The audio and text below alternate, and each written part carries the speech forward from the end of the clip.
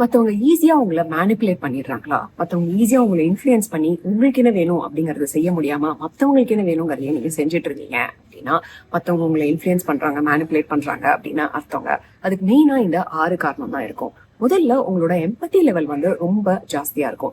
யாராவது ஒரு விஷயம் சொன்னாங்க, செஞ்சாங்க அப்படின்னா அது ஏன் அவங்க செய்யறாங்க, ஏன் அப்படி சொல்றாங்க அப்படிங்கிற அண்டர்ஸ்டாண்டிங்கும் புரிதலும் உங்களுக்கு ரொம்ப ஜாஸ்தியா இருக்கும். சோ அவங்க ஏதாவது ஒரு விஷயம் ஹர்ட்ஃபுல்லா சொன்னாலோ, ஏதாவது உங்களை ரெஸ்பெக்ட் பண்ணாம பேசினா கூட அவங்க ஏன் அப்படி பண்றாங்கன்னு எனக்கு புரியுது அப்படிங்கறத தொட்டு அதை நீங்க தப்பாவே பார்க்க மாட்டீங்க. அந்த இடத்துல உங்களுக்கு ரெஸ்பெக்ட் இல்லை அப்படிங்கறதையும் நீங்க பார்க்க மாட்டீங்க. உங்களுக்கு என்ன வேணுங்கிறத அந்த இடத்துல நீங்க விட்டுடுறீங்க அப்படிங்கறதையும் நீங்க பார்க்க மாட்டீங்க. அதனால உங்களோட எம்பத்தி லெவலை கொஞ்சம் கம்மி பண்ணிட்டு உங்களோட செல்ஃப் ப்ரொடெக்ஷனும் எம்பத்தியும் பேலன்ஸ் பண்றதுக்கு ட்ரை பண்ணுங்க. எம்பத்தி ஒரு நல்ல ஸ்கில் தாங்க, அது ஒரு ஸ்ட்ரென்த் தான். ஆனா அது ரொம்ப ஜாஸ்தியா இருந்துச்சு அப்படின்னா அது உங்களுக்கு ஹர்ட் பண்ணா கூட, அது உங்களுக்கு மத்தவங்க உங்களை ஹர்ட் பண்ணா கூட அது உங்களுக்கு தெரியவே தெரியாது. சோ உங்களோட செல்ஃப் ப்ரொடெக்ஷனும் எம்பத்தியும் கொஞ்சம் பேலன்ஸ் பண்ணிக்கோங்க. அதே மாதிரி அந்த ரிலேஷன்ஷிப்ல ரெஸ்பெக்ட் இருக்கா, மியூச்சுவல் ரெஸ்பெக்ட் இருக்கா அப்படின்னு பாருங்க. அவங்க உங்களை மேனிப்புலேட் பண்றாங்களா அப்படின்னு பாருங்க.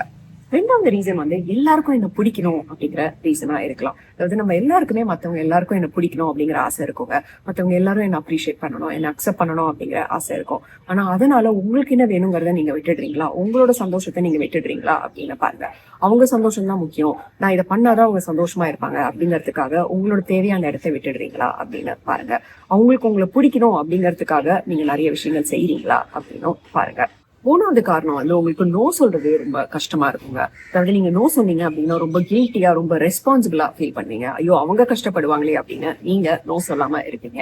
அந்த மாதிரி இல்லாம ஸ்லோவா கொஞ்சம் நோ சொல்ல ஆரம்பிச்சு கொஞ்சம் பவுண்டரிஸ் செட் பண்ண ஆரம்பிங்க. அதாவது நோ சொல்றது வந்து லவ்விங்கா கூட நோ சொல்லாங்க. சாரிங்க என்னால முடியாது அப்படின்னு கூட அன்பா சொல்லலாம்.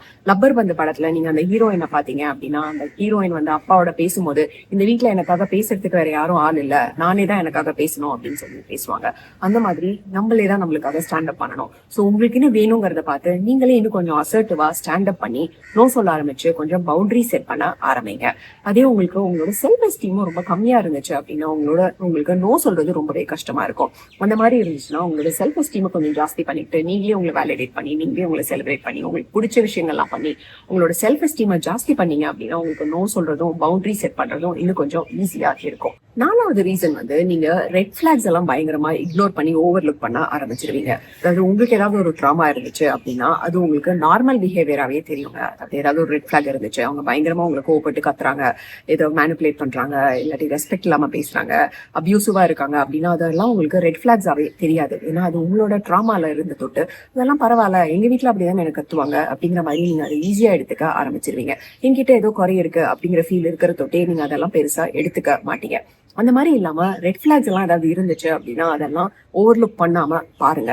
அதே உங்களுக்கு பேசுறதுக்கு ஆள் இல்லை அப்படின்னா நீங்க ரொம்ப நம்புறவங்க உங்க ஃப்ரெண்டு இல்லைன்னா வேற யாராவது கிட்ட உட்காந்து பேசுங்க. இந்த மாதிரி இருக்கே இந்த ரிலேஷன்ஷிப், இந்த மாதிரி அபியூசிவா இருக்கே, இது கரெக்ட் தானா, இது ரெட் பிளாகா அப்படின்னு ரெட் பிளாக்ஸ் எல்லாம் ஓவர்லுக் பண்ணாம இக்னோர் பண்ணாம ரெட் பிளாக்ஸா பாருங்க. அஞ்சாவது ரீசன் வந்து நீங்க கான்ஃபிளிக்ட அவாய்ட் பண்ணிடுவீங்க. அதாவது ஒரு கான்ஃபிளிக்ட் வந்துச்சு அப்படின்னா இதுக்கு இதை பத்தி பேசிட்டு இதை பத்தி பெருசு பண்ணிட்டு இதை பத்தி பேசாம இருக்கிறதே பெட்டர், இதை அவாய்ட் பண்றதே பெட்டர் அப்படின்னு நினைச்சு அதை அவாய்ட் பண்ணிட்டு அவங்க சொல்றபடியே நம்ம செஞ்சிருவோம் அப்படின்னு சொல்லி உங்களுக்கு என்ன வேணுங்கிறத அந்த இடத்துல விட்டுருவீங்க. அந்த மாதிரி இல்லாம கான்ஃபிளிக்ட் அவாய்ட் பண்ணாம அந்த கான்ஃபிளிக்ட ஸ்ட்ராங்கா ஃபேஸ் பண்ணவும் பண்ணலாங்க. கான்ஃபிளிக்ட் இருந்துச்சுன்னா கூட அந்த இடத்துல கம்ஃபர்டபுளா இருக்கிறது ரொம்ப முக்கியம். அதாவது ஓகே இந்த பிரச்சனை இப்படி இருந்தாலும் கொஞ்ச நாள் சால்வ் ஆயிடும், அப்புறம் மாறிடும், அவங்க மனசு மாறிடும், அது என்னோட ப்ராப்ளம் கிடையாது, it's not my fault, they will change, அதனால எனக்குன்னு வேணுங்கிறத நான் விட போறது கிடையாது அப்படின்னு பார்த்து கான்ஃபிளிக்ட் அவாய்ட் பண்ணாம கான்ஃபிளிக்ட கொஞ்சம் ஃபேஸ் பண்ணறதுக்கு ட்ரை பண்ணுங்க. ஆறாவது ரீசன் வந்து நீங்க ஈஸியா மத்தவங்களை நம்பிடுவீங்க. அதாவது ரொம்ப டைமே எடுத்துக்காம இப்பதான் பழகிருப்பீங்க, இப்பதான் பாத்திருப்பீங்க, ஆனா ஈஸியா அவங்க நல்லவங்க அப்படின்னு நம்பிடுவீங்க. அந்த மாதிரி இல்லாம கொஞ்சம் ஸ்லோவா மூவ் பண்ணுங்க, கொஞ்சம் காஷியஸா இருங்க. ரொம்ப ஈஸியா நான் உங்களை நம்புறேன்னா அவங்க பொய் சொன்னாலும் எனக்கு தெரியாம இருக்கா அப்படின்னு பாருங்க, பொய் சொல்றாங்களா அப்படின்னு பாருங்க, சொல்ற விஷயத்தெல்லாம் செய்யறாங்களா அப்படின்னு பாருங்க.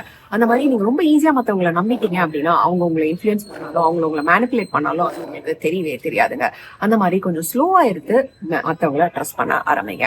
சோ மத்தவங்க உங்களை இன்ஃபுளுன்ஸ் பண்றாங்க, மேனிப்புலேட் பண்றாங்க அப்படின்னா மியூச்சுவலா அந்த ரிலேஷன்ஷிப்ல ரெஸ்பெக்ட் இருக்கா அப்படின்னு பாருங்க. கொஞ்சம் பவுண்டரி செட் பண்ணுங்க, கொஞ்சம் நோ சொல்லுங்க, உங்களுக்கு என்ன வேணும் அப்படிங்கறத இன்னும் கொஞ்சம் ஸ்ட்ராங்கா இருங்க. It's easy to be happy.